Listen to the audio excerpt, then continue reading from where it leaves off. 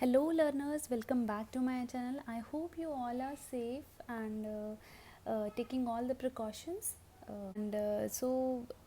As you all know that we are doing this MCQ question series of this pharmaceutical chemistry subject. So today we are going to discuss the mixed MCQ questions related to the same subject. So let's just start. So question number first is the metabolite of anti-cancer cyclophosphamide is option A N-hydroxy cyclophosphamide, option B is N-methyl cyclophosphamide, option C is 4-hydroxy cyclophosphamide and option D is N-acetyl cyclophosphamide. अब जैसा कि आप जानते हैं कि कोई भी अगर ड्रग हम लेते हैं वो हमारे लिवर में जाके मेटाबोलाइज होती है, ठीक है। मेटाबोलाइज होने का मतलब है कि ड्रग के मेटाबोलाइट्स बनते हैं और फिर फर्दर उसका एक्सक्रीशन होता है या फिर उसका एब्जॉर्प्शन होता है, right. So liver is the main organ which is responsible for the metabolism. So liver में जाके उसके मेटाबॉलिज्म होता है किसी भी ड्रग का। तो यहाँ पे आपको बताना है कि जो साइक्लोफॉस्फामाइड का मेटाबॉलिज्म हो रहा है उसमें कौन सा मेटाबोलाइट बनता है, राइट। सो अब आप ये स्ट्रक्चर देखिए, एक फिगर देखिए। तो इस फिगर में आप देख सकते हैं कि जो साइक्लोफॉस्फामाइड है वो लिवर की सेल्स में जाके यहाँ पे कन्वर्ट हो रहा है 4-हाइड्रोक्सी साइक्लोफॉस्फामाइड में with the help of some enzymes and ultimately फिर वो एल्डोफॉस्फामाइड बना देता है जो कि रिवर्सिबल है, राइट। सो इसका करेक्ट आंसर बच्चों क्या है? Option number C four hydroxy cyclophosphamide as you can see in this figure, right. Next question is sulfur drug can be conventionally estimated using the reagent. आपको बताना है कि कौन सा reagent यूज़ होता है सल्फर ड्रग को एस्टिमेट करने के लिए। सो ऑप्शंस आपके पास दिए हुए हैं, इसमें से आपका करेक्ट आंसर जो है वो ऑप्शन ए है 4,4-डायथायोस बिस 2-नाइट्रोबेंजोइक एसिड। बच्चों ये क्वेश्चन जो है वो बहुत इंपॉर्टेंट है क्योंकि ये जीपैट में भी बहुत बार पूछा जा चुका है। सो आप ये ध्यान रखिएगा कि सल्फर ड्रग्स जो हैं वो 4,4-डायथायोबिस और 2-नाइट्रोबेंजोइक एसिड इससे डिटेक्ट होती है, राइट। ये इसमें रिएजेंट की तरह काम करता है। Now next question is pregnenolone an intermediate in the synthesis of steroids on Oppener oxidation given. Now this is a very important oxidation naming oxidation term. Oppener oxidation आपने सुना ही होगा कि जब आपका प्रेजनोलोन जो है वो प्रोजेस्ट्रॉन में कन्वर्ट हो जाता है, इस ऑक्सीडेशन को आप Oppener oxidation बोलते हैं। तो इसके अंदर जो है आपको क्या बताना है? प्रेजनोलोन an intermediate in the synthesis of steroids on Oppener oxidation gives option A progesterone, option B 9A fluorocortisol, option C triamcinolone and option D is A methylprednisolone। तो आप स्ट्रक्चर से देख ही पा रहे होंगे कि प्रेजनोलोन जो है वो प्रोजेस्ट्रॉन देता है। So option A is the correct one.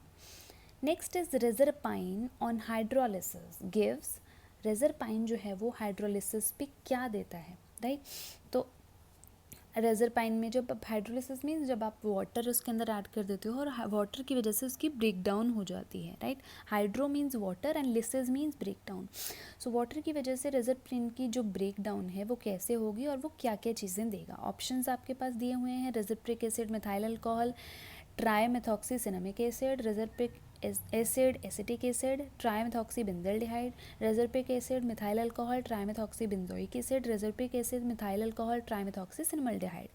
So hydrolysis जब आप रेजरपिन का करते हो तो ये आपको मिथाइल अल्कोहल जैसे कि आप फिगर में देख सकते हो और 3,4,5 ट्राईमेथॉक्सीबेंजोइक एसिड जैसे कि आप फिगर भी देख सकते हो। लास्ट में जो ये आपके पास MEO ये मिथॉक्सी ग्रुप्स हैं जो अटैच हैं यहाँ पर, तो ट्राईमेथॉक्सीबेंजोइक एसिड है ये आपका, ये और साथ में रेजरपिक एसिड ये देता है ऑन हाइड्रोलिसिस। रेजरपाइन जो है वो on hydrolysis it gives these 3 compounds, one is reserpic acid, second is your 3,4,5 trimethoxybenzoic acid and third one is your methyl alcohol. So इसके अंदर बच्चों ऑप्शन जो है वो आपका कौन सा करेक्ट है? आपका ऑप्शन जो है वो option number C is correct, right, trimethoxybenzoic acid. The next question is any substitution on aromatic ring of sulfonamide causes. अगर आप सल्फोनामाइड का बेसिक स्ट्रक्चर देखो तो बहुत ही सिंपल स्ट्रक्चर है. अगर आप वहाँ पर कोई एरोमेटिक रिंग जो है वो अटैच करते हो तो उसकी वजह से क्या होता है? इंक्रीज्ड एक्टिविटी, रिडक्शन और loss in activity, both A and B, and last option is none. So कोई भी सब्स्टिट्यूशन जब आप सल्फोनामाइड की एरोमेटिक रिंग पे करते हो तो उसकी वजह से रिडक्शन हो जाती है एक्टिविटी की, या फिर वो टोटली लॉस हो जाता है एक्टिविटी का. So option B is correct. Next is which of the following ring is present in sulindac. Sulindac जो कि एक नसेड कैटेगरी की ड्रग है, उसके अंदर आपकी कौन से रिंग प्रेजेंट होती है? Indole, indene, isoxazole and none. तो ये आपका जो आप फिगर देख पा रहे हो ये है सुलिंडक का आपका structure.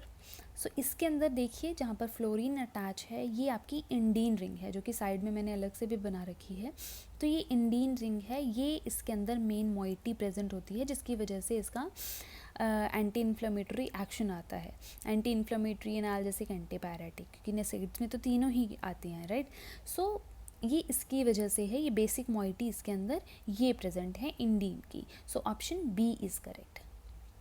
Next question is substitution at 8th और 9th position in a benzodiazepine ring causes. अब ये जो है सार मैं आपको करा चुकी हूँ बेंजोडाइजेपिन का, तो आप वहाँ से क्लियर हो गया होगा आपको कि अगर हम सब्सटीट्यूशन करते हैं 8th और 9th पोजीशन पे बेंजोडाइजेपिन की तो क्या होता है? Loss in the activity, increase the activity और डिक्रीज द एक्टिविटी और none. So it will decrease the activity. So option c is correct. The next question is tricyclic antidepressant removal of one benzene ring causes increase the activity, decrease the activity, loss in the activity or none. So tricyclic antidepressant में अगर आप एक benzene ring remove कर देते हो, जैसे कि आप नीचे देख सकते हो ये हैं आपके TCA एंटी डिप्रेसेंट्स, TCA के जो हैं एग्जाम्पल्स, राइट. सो इसमें एग्जाम्पल आप कहते हैं एमीट्रिप्टाइलिन, नॉरट्रिप्टाइलिन, प्रोट्रिप्टाइलिन, राइट. सो कुछ इस तरह के उनके स्ट्रक्चर होते हैं. तो अगर आप इनमें से एक बेंजीन रिंग जो है वो रिमूव कर देते हो तो क्या होगा, आपको ये चीज़ बतानी है. इंक्रीज़ होगी एक्टिविटी, डिक्रीज़ होगी या लॉस होगा एक्टिविटी का, राइट. तो आपकी जो एक्टिविटी है बच्चों वो लॉस हो जाएगी अगर आप बेंजीन रिंग रिमूव कर देते हो यहाँ से. सो 9th का जो है सी ऑप्शन करेक्ट है. Next is oxidation of sulfur ring from penicillin affects the activity, identify it. अगर आप सल्फर रिंग, अब देखिए ये बेसिक स्ट्रक्चर होता है आपका पेनिसिलिन का. ये जो बीच वाली है ये है आपकी बीटा लैक्टम रिंग जो लैक्टम एसेंशियल है. ये जो है ये बहुत ही इंपॉर्टेंट है इसकी एंटीबायोटिक एक्टिविटी के लिए. इसी की वजह से इसकी एंटीबायोटिक एक्टिविटी जो है वो शो होती है. ये अमाइड एसेंशियल्स हैं, ये भी इम्पॉर्टेंट हैं ताकि जो इसकी एक्टिविटी को इन्हांस करते हैं. और ये नीचे वाला जो कंप्लीट स्ट्रक्चर है ये है बाईसाइक्लिक सिस्टम एसेंशियल, राइट. तो यहाँ पे आप देखिए जब बीटा लैक्टम आप देख पा रहे हो नाइट्रोजन लगा हुआ है, उसके साथ में आपका सल्फ़र भी अटैच है, राइट. सो ये पेंटामेरिक का एक स्ट्रक्चर है, तो यहाँ पर सल्फ़र अटैच है. तो अगर ये सल्फ़र हम रिप्लेस कर देते हैं किसी भी कंपाउंड से, जैसे यहाँ पर बताया है ऑक्सीडेशन ऑफ सल्फर रिंग, तो अगर आप यहाँ पे इस रिंग की ऑक्सीडेशन कर देते हो फ्रॉम पेनिसिलिन, मतलब इस स्ट्रक्चर से अगर आप सल्फर रिंग का ऑक्सीडेशन करना चाहो तो उसकी वजह से क्या होगा? क्या एक्टिविटी इंक्रीज़ होगी, क्या एक्टिविटी डिक्रीज़ होगी, क्या लॉस होगा या मॉडरेट एक्टिविटी रहेगी. सो एक्टिविटी जो है वो लॉस हो जाएगी क्योंकि beta lactam ring is the most important, sulphur most important और amide group. Then next question is which of the following form in actinomycin. कौन सी फॉर्म इनमें से एक्टिनोमाइसिन में अवेलेबल होती है? जेड फॉर्म, ई और जेड फॉर्म या नन ऑफ दीज. तो इसमें से जेड फॉर्म जो है वो एक्टिनोमाइसिन की अवेलेबल होती है जो कि एक एंटीबायोटिक है. The next is the active form of minoxidil is. Minoxidil की एक्टिव फॉर्म कौन सी है? मिनॉक्सिडिल आपने सुना भी होगा, बाल्डनेस के लिए जो है हेयर ऑयल्स में सबसे ज़्यादा यूज़ होता है. सल्फेट इसका मेन एक्टिव फॉर्म है, तो ऑप्शन डी आपका करेक्ट है. The next is captopril contains which of the following acid residue. Captopril जो है एक ब्लड प्रेशर को, हाई ब्लड प्रेशर को मेंटेन करने के लिए ड्रग है। तो इसके अंदर आपको बताना है कि कौन सा एसिड रेजिड्यू प्रेजेंट होता है, प्रोलिन, ल्यूसिन, वेलिन या आइसोल्यूसिन। सो ऑप्शन ए जो है वो सही है, इसका प्रोलिन जो है वो प्रेजेंट होता है इसके अंदर। Now next is which of the following drug is having a 1,3,4 thiadiazole system. यहाँ पे आपको बताना है कि इनमें से किस ड्रग के अंदर 1,3,4 थायडाइजोल सिस्टम प्रेजेंट होता है या वो मोइटी प्रेजेंट होती है। तो वो है आपका acetazolamide.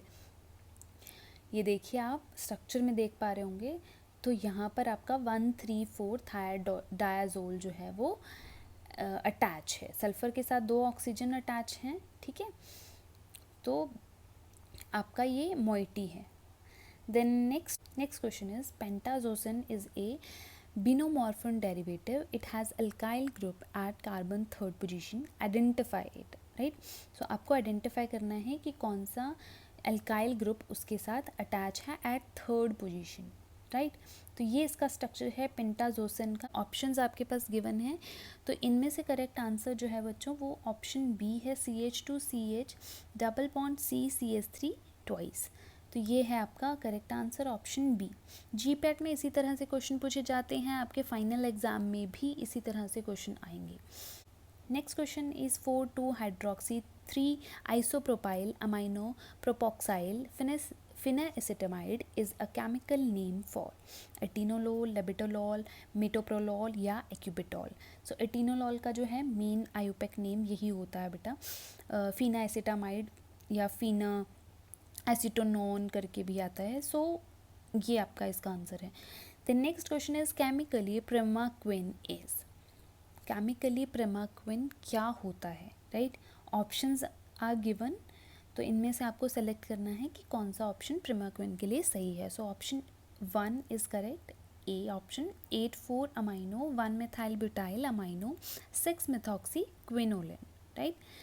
The next question is starting material for ibuprofen is, आपको मेन प्रिकर्सर बताना है आइबुप्रोफेन का, para isopropyl benzene, para isobutyl benzene, para isobutyl acetophenone या पैरा आइसोप्रोपाइल एसिटोफेनॉन। तो आपको ये चीज़ बतानी है। अब अगर आप देखो सिंथेसिस आइबुप्रोफेन की, तो आप स्ट्रक्चर से देख रहे होंगे कि फर्स्ट के अंदर तो हमने कुछ और ही लिया है, CH3 अटैच है। तो ये कंसिडर ना करके आपकी जो मेन रिएक्शन आइबुप्रोफेन की स्टार्ट होती है वो स्टेप नंबर 2 से स्टार्ट होती है। और ये जो सेकंड स्ट्रक्चर है, ये स्ट्रक्चर है पैरा आइसोब्यूटाइल एसिटोफेनॉन का, right.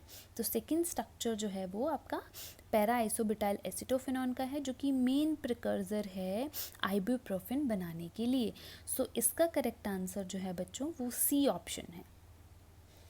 Next question is anti neoplastic agent यानी कि anti cancer agent act by और acting by folate antagonism and having a pteridine ring is trimethoprim, mercaptopurine, methotrexate या फॉलिक एसिड। तो आपको इनमें से बताना है कि कौन सी ऐसी ड्रग जो है जो कि फोलेट की एंटागोनिज्म करती है और उसकी टेरिडिन रिंग भी है। पहले की अगर हम बात करें ट्राइमेथोप्रिन की, तो एक क्या है, ये एक एंटीबायोटिक है, राइट। तो मर्कैप्टोप्यूरिन जो है मिथोट्रेक्सेट है, फॉलिक एसिड है। सो जो है मिथोट्रेक्सेट और मर्कैप्टोप्यूरिन जो है, आई थिंक ये दोनों ही आपकी एंटी कैंसर ड्रग है। मिथोट्रेक्सेट तो फॉर श्योर है। सो मिथोट्रेक्सेट में आप देखिए, ये मिथोट्रेक्सेट का स्ट्रक्चर है। यहाँ पे देखिए ग्लूटामिक रेजिड्यू प्रेजेंट है, टेरिन पोर्शन प्रेजेंट है। तो टेरिन पोर्शन है तो दैट मीन्स यहाँ से हमारी ये चीज़ क्लियर होती है कि इसके अंदर टेरिडिन रिंग प्रेजेंट है मिथोट्रेक्सेट के अंदर। So methotrexate is the right answer, option number C. Next question is the most appropriate starting material for propranolol is. ये क्वेश्चन बहुत बार पूछा गया है, फाइनल एग्जाम्स में भी, जीपैट में भी, फार्मासिस्ट के एग्ज़ाम देने जाते हैं आप उनके अंदर भी। तो ये आप ज़रूर करके जाना कि जो प्रोप्रानोल है उसका मैकेनिज्म ऑफ एक्शन क्या है, यूजेस क्या हैं और उसका सिंथेसिस बनाने के लिए प्रिकर्सर हम कौन से यूज़ करते हैं। तो यहाँ पे आपको ऑप्शंस दिए हुए हैं। उससे पहले आप ये देखिए स्ट्रक्चर। तो प्रोप्रानोल बनाने के लिए हमें ये 3 चीज़ें चाहिए, 1 नैप्थॉल जिसको अल्फा नैप्थॉल भी बोला जाता है, देन एपीक्लोरहाइड्रिन, देन आइसोप्रोपाइलामाइन। राइट। सो ये तीनों चीज़ें हैं इंपॉर्टेंट प्रोप्रानोल की सिंथेसिस के लिए, इसलिए जो ये हैं ये आपके गिवन है ऑप्शन नंबर ए में। So option number A is correct. The next question is the starting material for the synthesis of chlorpropamide is. यहाँ पे आपको स्टार्टिंग मटेरियल बताना है क्लोरोप्रोपामाइड की सिंथेसिस के लिए। सो ऑप्शंस आपके पास दिए हुए हैं paranitrochlorobenzene and sodium sulphide, paranitrochlorobenzene and sulphur dioxide, paranitrochlorobenzene and sulphur, या none of the above. So इसका करेक्ट आंसर है आपका option number A paranitrochlorobenzene and sodium sulphide. But इसको हम दूसरी तरह से भी बना सकते हैं, क्लोरो नाइट्रोबेंजीन आता है और साथ में हमारा जो है प्रोपाइल आइसोसाइनेट आता है, तो उसकी हेल्प से भी हम क्लोरप्रोपामाइड बना सकते हैं। The next and last question is in benzodiazepine ring some position can not be substituted to retain the depressant activity. So कुछ पोजीशंस ऐसी हैं जिनको हम नहीं छेड़ सकते हैं, नहीं सब्सटीट्यूट कर सकते हैं, नहीं रिप्लेस कर सकते हैं, तो वो कौन सी पोजीशन है? Position number 6th, 8th and 9th, 4th, 6th and 8th, 3rd, 6th and 8th, या 2nd, 3rd एंड 8th। सो इसके लिए जो करेक्ट आंसर है वो है आपका option number A 6th, 8th and 9th, जो कि आपने प्रीवियस वीडियो के अंदर भी पढ़ा था जब हमने सार किया है बेंजोडाइजेपिन का। सो बेंजोडाइजेपिन का सार आप देख सकते हैं कितना ही इंपॉर्टेंट है, क्योंकि इसीलिए मैंने आपको वो डिटेल में करवाया, क्योंकि MCQ के क्वेश्चंस में आप उतना जो आपके पास कॉन्सेप्ट है वो उतना क्लियर नहीं हो पाता, इसलिए वो डिटेल में मैंने वो टॉपिक कराया है ताकि वो ईजिली आपको समझ आ जाए। सो ये इसका रेफरेंस है जहाँ से मैंने ये क्वेश्चंस लिए हैं, आप इसको फॉलो कर सकते हो। Thank you so much. अगर आपको क्वेश्चंस में कोई भी प्रॉब्लम है तो आप मुझे कमेंट सेक्शन में कमेंट करके बता सकते हैं। Stay safe, stay healthy. Thank you so much.